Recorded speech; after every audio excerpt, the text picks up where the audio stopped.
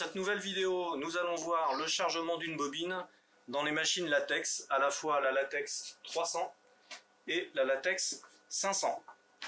Pour cela, je vais donc chercher ma bobine que j'ai mise sur l'EasyRoll, commercialisée par Antalis.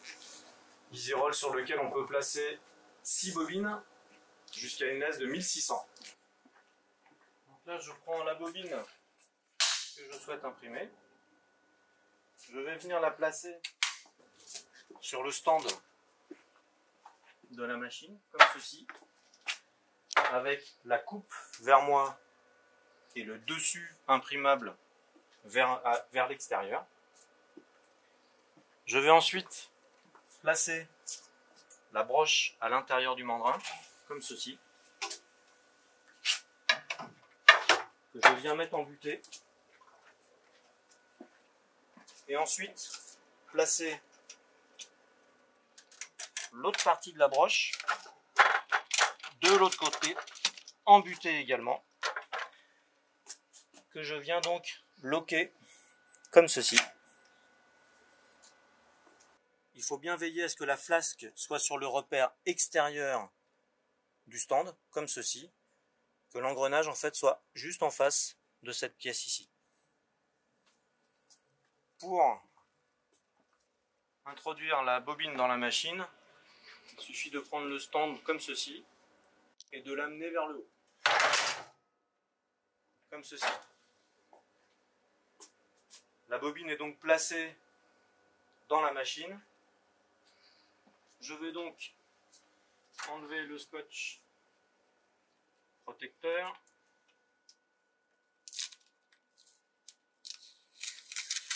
Pour ensuite venir placer la matière dans la machine. Pour cela, je vais me servir donc de ce rouleau noir ici, contre lequel je viens placer ma matière et qui va donc m'aider à introduire la matière dans la machine. On a entendu un bip, donc là en fait c'est la machine qui prend le relais pour ensuite venir placer la matière dedans. Donc ensuite, sur le panel de la machine, on peut voir la configuration du chargement, avec notamment une tolérance d'écart qui correspond en fait au travers potentiel de la matière. HP préconise un travers de 3, une tolérance d'écart de 3 mm. Donc je vais faire continuer. Pour ensuite choisir la matière qui correspond à la bobine que je viens de charger, qui est donc du Antalis Koala Poster Satin. Je le sélectionne. Et là, la machine va poursuivre son cycle de chargement en vérifiant les tolérances d'écart et d'avance du papier. Voilà, donc là, elle va terminer ses vérifications. Nous indiquer si le substrat est correctement chargé ou pas. Donc là, on voit que le substrat est correctement chargé. Et donc, ça me renvoie directement sur le panel de départ. Et donc là, je suis prêt à lancer une impression sur le support. Au préalable, je vais venir placer des edge guards. Des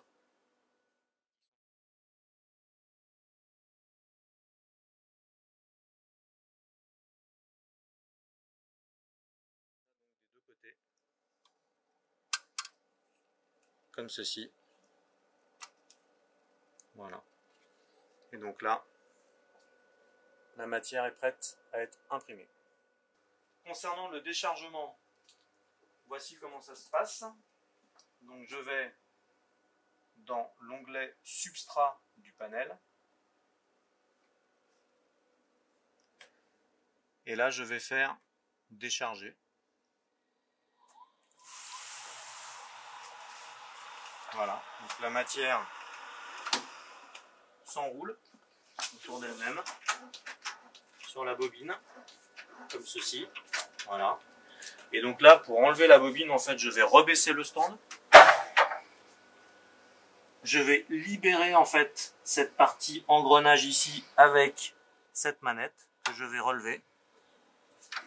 Et donc je viens tirer pour placer donc ma bobine sur le stand. Ensuite, j'enlève la protection sur cette partie-là du mandrin. Je viens enlever donc le mandrin, comme ceci, ainsi que l'autre partie que je viens simplement tirer. Voilà. La bobine est donc déchargée. Donc ça se passe sur une HP Latex 315. Maintenant, nous allons voir le chargement d'une bobine sur une HP Latex 570. Donc, la bobine, on peut voir la différence qui existe entre la gamme 300 des Latex et la gamme 500, avec un type de chargement différent, puisqu'il y a toujours un stand sur la HP 500, mais comme vous pouvez le voir, il y a deux flasques, ici et ici. Donc il n'y a pas besoin d'introduire une broche, on vient simplement placer la bobine sur la première flasque à droite, puis la seconde, la placer en butée sur la partie gauche. La bobine est donc chargée sur son support. Avant d'introduire la matière dans la machine, je viens soulever cette pièce-là de manière à libérer la place lorsque la matière va passer sous la rampe de chauffe. Je viens ensuite placer la matière, comme pour la HP 300, sur le rouleau noir, qui m'aide donc à introduire en fait la matière dans la machine. On a entendu le bip de la machine, qui prend donc le relais.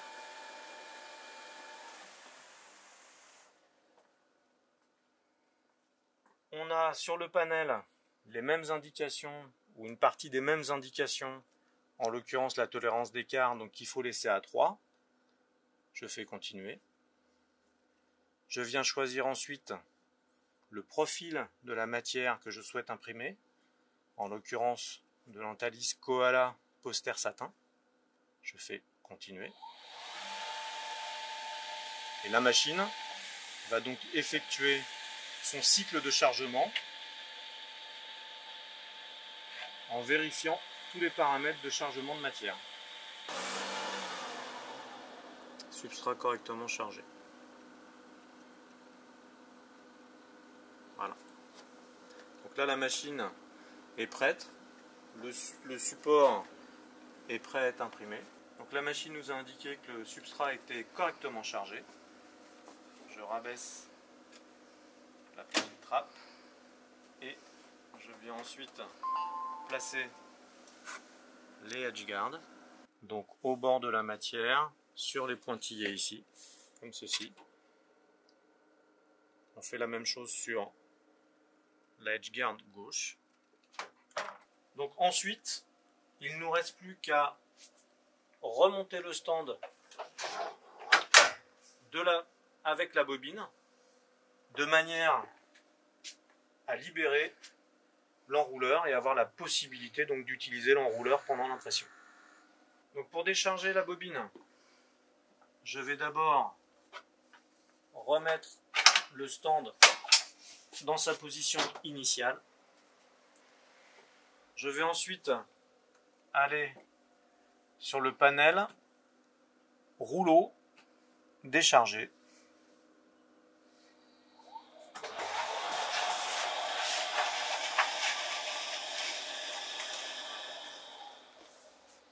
Ma bobine est déchargée.